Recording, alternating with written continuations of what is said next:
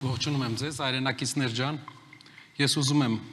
ձեզ վստահեցնել, որ 5 տարվա ընթացքում մենք ունենք մեծ աշխատանք մեր երկիրը արդյունաբերականացնելու համար, մեր երկրում ծվարած աղքատությունը հաղթահարելու համար, մեր երկրում այսօր 650,000 մարդ ապրում է աղքատության մեջ, եւ դրա հաղթահարման համար մեր գլխավոր նպատակը աշխատատեղերի ստեղծումն է, նաեւ ծայրահեղ աղքատության մեջ գտնվող մարդկանց նպաստների տրամադրումն է, ամսական 150,000 դրամով։ Մենք վերջին նոր ծրագիր ունենք, որը ձեզ ներկայացնելու ենք, դա աղքատ ընտանիքների համար լինելու է